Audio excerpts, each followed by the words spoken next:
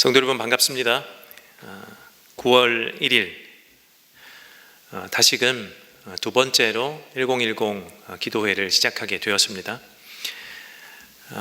오전 10시 또 오후 10시 10분 이상 우리 함께 합심하여 이 어려운 시기를 잘 이겨낼 수 있도록 인내하며 하나님의 은혜를 계속해서 누릴 수 있도록 바라는 마음으로 함께 동참해 주시기를 부탁드리고요. 먼저 또 시작하신 여러분이니만큼 목장에 공유해 주시고 함께 참여해 주시면 감사하겠습니다. 함께 말씀을 읽겠습니다. 9월 1일 본문 야고보서 1장 1절부터 11절 말씀입니다. 제가 읽겠습니다. 함께 한 목소리로 저의 템포에 맞추어서 함께 읽어주시길 바랍니다.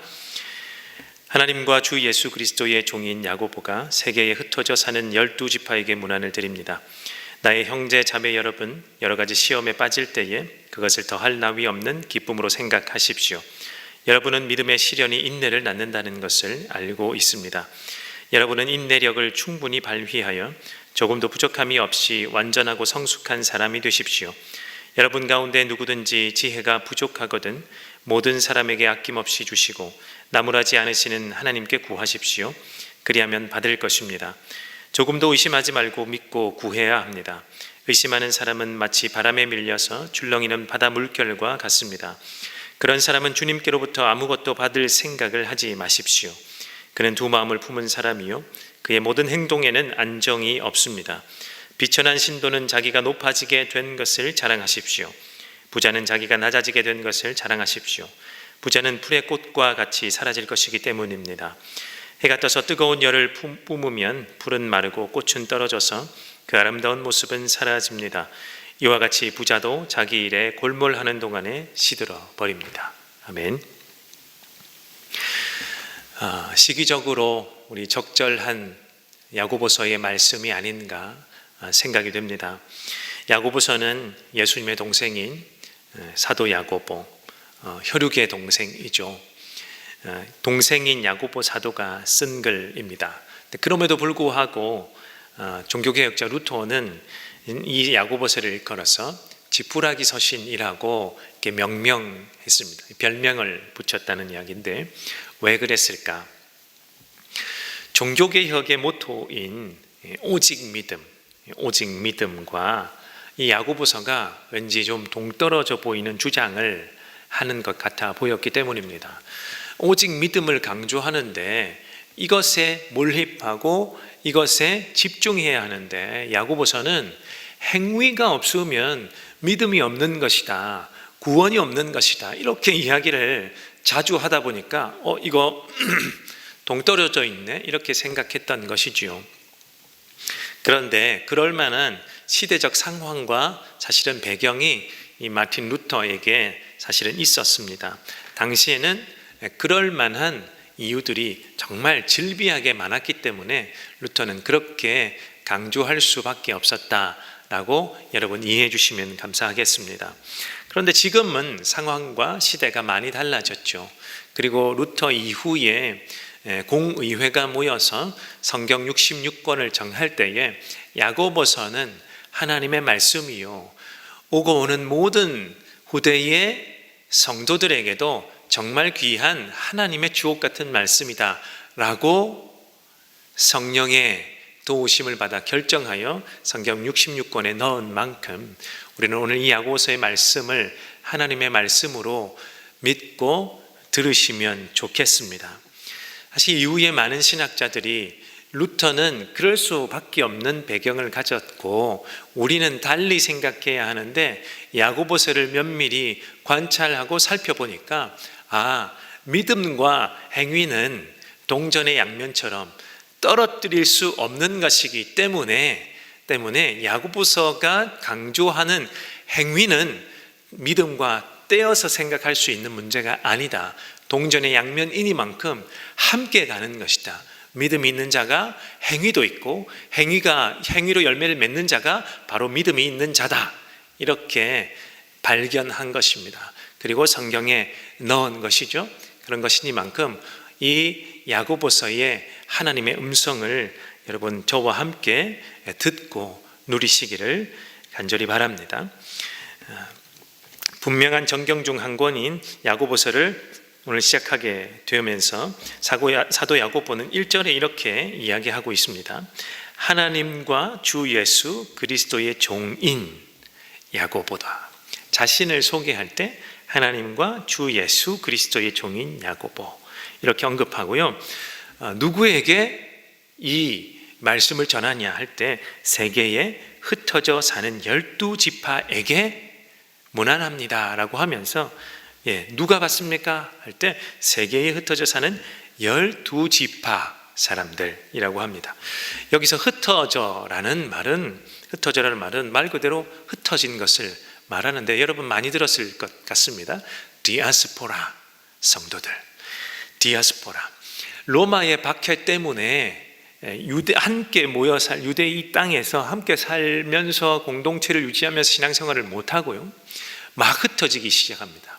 그래서 세계 방방곳곳에 흩어졌는데 그 사람들을 일컬어서 야고보서의 이 저자인 야고보가 흩어져 있는 세계의 12지파라고 언급하는 것입니다.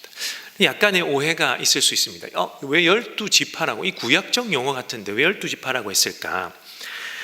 그래서 그러면 혈통적 유대인, 흩어진, 원래 태어나면서부터 유대의 혈통을 따라서 태어난 그 사람들만 흩어져 있는 사람 중에 그 사람들만 지칭하는 것일까? 이렇게 오해할 수 있을 텐데 그렇지 않습니다. 그래서 야고보가 자신을 소개할 때 뭐라고 이야기하냐면 하나님과 예수 그리스도의 종 이렇게 이야기합니다. 분리해서 말하면 무엇입니까? 하나님의 종이면서 주 예수 그리스도의 종인 나 야고보 이렇게 하는 거죠. 지금도 유대인들은 예수 그리스도를 인정 안 하죠. 그렇게 따지면 이 흩어져 있는 혈통적 유대인이라고 할 때는 그 사람들만 지칭한다고 할 때는 무엇이라고 소개해야 됩니까? 하나님의 종 야고보 이렇게 이야기해야 되는데 그렇게 하지 않고 하나님과 주 예수 그리스도의 종인 나 야고보.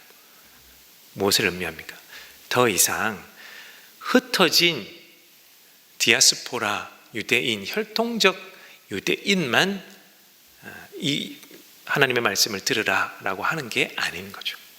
그 사람들 중에는 혈통적 유대인이 아닌 사람도 예수님을 믿고 이 공동체에 흩어진 디아스포라 공동체에 들어온 사람들도 많이 있었다라는 것을 암시해 주는 것입니다.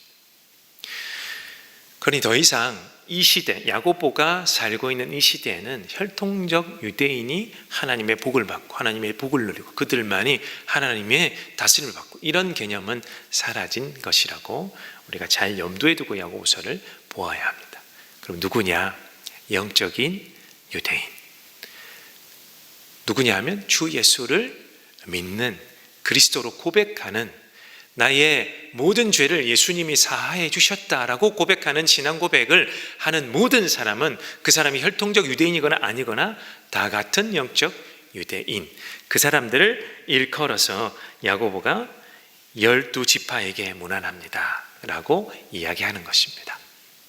12지파 12제자 10이라는 그 공통적인 수 안에 사실 그 모든 사람들이 포함되어 있는 것이죠.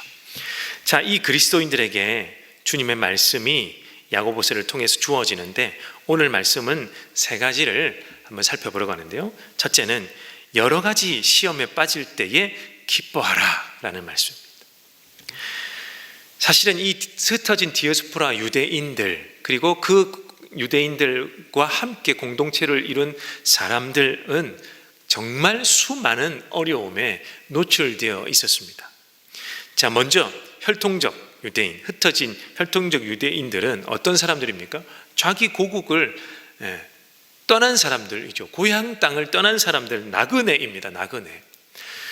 당시의 나그네와 지금의 나그네는 굉장히 많은 차이가 있습니다. 지금의 나그네는요, 어떤 사람들이라고 할까요? homeless people, 고향이 없이 정처 없이 방황하는 사람들, 그런 사람들이 있을 수 있겠죠. 그런 사람들을 우리가 어떻게 대합니까? 그냥 그런 사람들이구나. 정말 고생하네, 힘들겠네. 오히려 동정심 어린 마음이 들지 않습니까? 그런데 이 당시의 나그네는 그렇지 않습니다. 정말 혐오와 배제의 대상입니다. 고향 땅을 버리고 온 사람, 내지는 어떠한 사정 때문에 도망쳐 나온 사람, 아니면 버림받은 사람, 그러니까 저주받은 사람처럼 취급당했던 시절입니다. 홈터세가 있는 거죠. 저 사람들이 왜 우리 땅에 왔을까? 뭘 훔치러 왔을까? 정탐꾼일까? 온갖 상상력을 다 때려 넣어서 그 사람을 취급했기 때문에요, 굉장히 혐오스러운 사람, 그래서 배제시켜야 될 사람, 함께 못할 사람, 오히려 학대받아야 할 사람, 이렇게 여겼던 시절입니다. 그러다 보니까 얼마나 어려움에 노출되어 있는 사람입니까? 그러면 현지 개종자, 이 디아스포라 흩어진 유대인의 혈통적 유대인과 함께 이제 주 예수를 믿는 그 당시 그 땅에 사는 사람도 있었을 텐데요, 그 사람들에게는 어떤 어려움이 노출되어 있었을까요? 반드시 그 토착 신앙이 있었습니다. 그 지역에는 우리 지금처럼 무신론자인데요, 이런 때가 아닙니다. 어떤 것이든 태생적으로 그 땅에 태어나면 그들이 믿는 신들이 다 있었죠. 토착 신앙일 텐데 그것을 버린 사람들 아닙니까? 주 예수님을 믿는 사람들은 그 신앙을, 어려서부터 가져온 그 신앙을 버리는 것입니다. 그러면 어떻게 해요? 자기가 원래부터 태생적으로 속해 있던 공동체를 버린 것이니까 그 공동체로부터 오히려 또 혐오의 대상이 되는 것입니다. 지금으로 말하면 중동 지방의 무슬림들 같은 상황이라고 보면 되겠죠. 무슬림, 너 종교를 택할래? 너 개종해서 갈래? 지금 종교를 택할래? 칼을 놓고 이렇게 하듯이 그런 상황에 놓여 있는 것입니다. 그러니까 그들은 그들의 민족, 그리고 그들의 가족들, 그들의 공동체로부터 혐오와 배제의 대상이 되니까요, 얼마나 많은 시험을 받고 살았겠습니까? 얼마나 많은 혐오와 배제와 그리고 위험에 노출되고 학대의 대상이 되었을까요? 여러 가지 시험에 빠질 만한 사람들이었던 것입니다. 이때에 어떻게 해요? 기뻐하라, 그러는 것입니다. 오늘 말씀의 두 번째 가르침, 이 기뻐하는 이유가 무엇일까? 왜 기뻐해야 될까? 이 시험과 시련이 인내를 낳기 때문에 그렇습니다. 기뻐할 이유가 하나도 없는데 어떻게 야고보는 기뻐하라고 할 수 있을까? 이 시험과 어려움들을 잘 극복하는 인내가 이 시험들로, 이 시련들로 말미암아 생기기 때문에 기뻐하라, 이렇게 이야기한다는 거죠. 여러분, 성경을 보면 인내는 성령의 열매 중에 하나 아닙니까? 이것은 그리스도인들의 이 세상, 이 땅을 살아갈 때, 하나님 백성으로 살 때 꼭 필요한 열매 중에 하나죠. 인내의 열매. 그런데 이 인내는 야고보는 어떻게 이야기합니까? 이 인내는 시련이 낳는다라고 해요. 이 시험과 시련이 인내를 탄생시킨다, 이렇게 이야기하는 거죠. 이것을 바꾸어 말하면 어떻게 해요? 믿음에 시련이 없으면 인내가 없다라고 말할 수 있겠죠. 그러니 우리가 기뻐할 수밖에요. 시험을 만날 때, 여러 가지 시험에 노출될 때, 시련을 맞닥뜨릴 때 어떻게? 내가 이 시련으로 인내함의 열매를 맺을 수 있구나, 이것을 생각하면 기뻐할 수밖에 없다. 이것이 야고보의 두 번째 가르침입니다. 자, 그런데요, 세 번째로, 그러면 어떻게 인내할 수 있습니까? 그렇죠.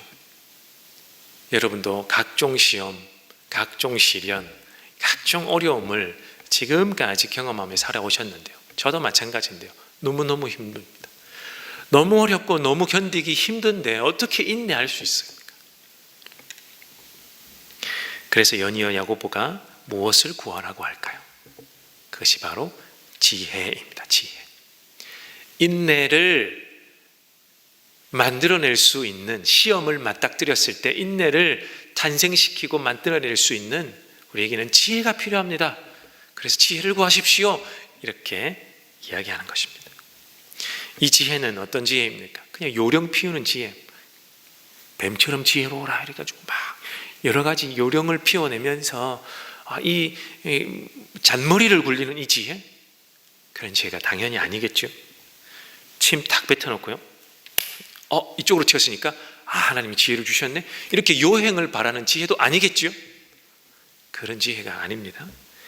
이 지혜는 시련을 만났을 때 인내, 참아낼 수 있는 지혜, 그 지혜를 말하는 것입니다. 그런데 이 지혜는요, 반드시 구하는 자에게 주신다라고 말씀합니다. 어떻게 구합니까? 오늘 야고보가 밝히는 것은 믿음으로 구한, 의심하지 말고 두 마음을 폴지 말고 믿음으로 주실 줄 믿고 지혜를 구하라, 이렇게 이야기하는 거죠. 그러니 야고보서는 믿음을 강조 안 한다 이렇게 말할 수 없습니다. 믿음을 동시에 강조합니다. 믿으라, 구하고 믿으라. 무엇을 주실 줄? 지혜를 주실 줄. 이 시련을 인내하게 만드는 여러 가지 지혜를 주실 줄 믿고 구하라. 이게 오늘 말씀의 핵심입니다. 성도 여러분, 그러면 지혜를 받은 줄 어떻게 알까? 지혜를 받을 줄은 어떻게 알까?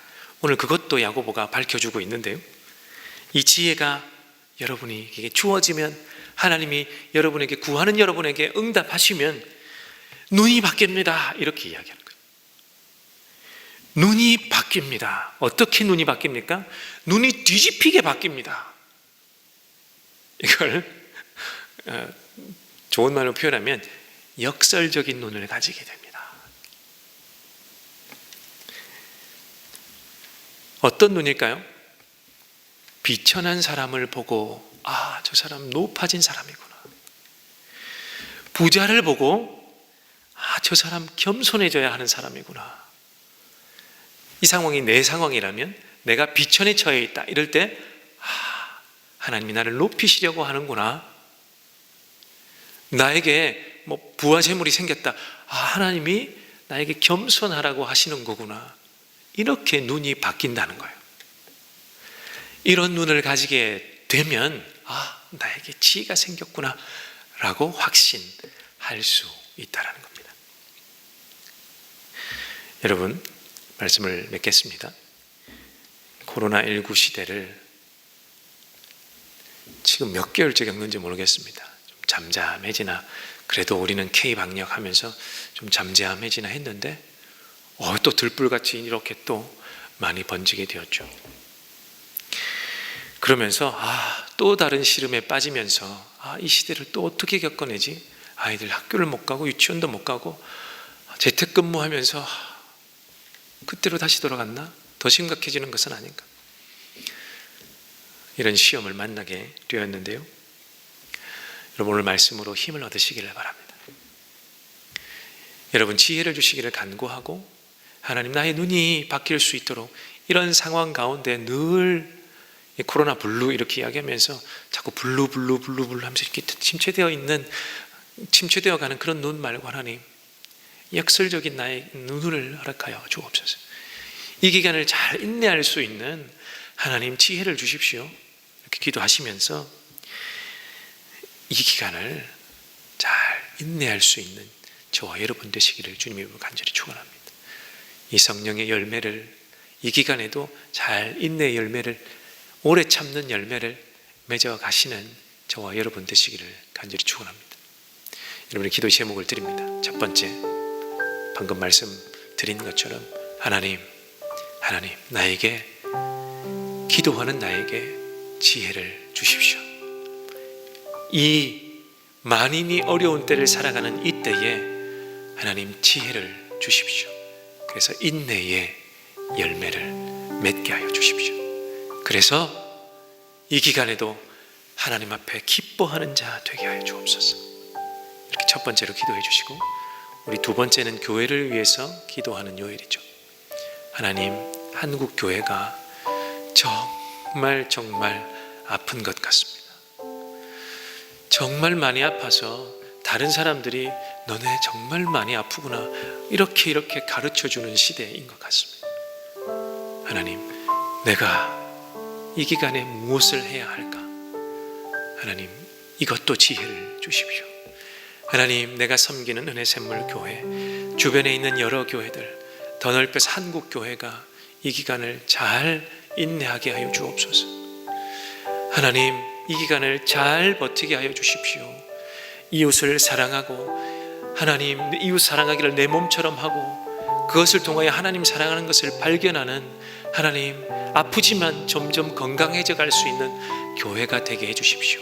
우리 교회를 위해서 두 번째로 기도해 주시고요. 우리 세 번째는 하나님, 속히 치료제가 개발될 수 있도록 하나님, 의료진에게도, 그리고 이 치료제 약품을 개발하는 사람에게도 하나님 지혜를 동시에 내려주시옵소서. 우리가 기도할 때 지혜가 생길 줄로, 그분들에게 지혜가 생길 줄로 믿습니다. 그래서 이 기간이 줄어들 수 있도록, 피해를 보는 사람들이 줄어들 수 있도록 하나님 도와주시옵소서. 이 세 가지를 위해서 함께 기도하겠습니다. 기도합니다.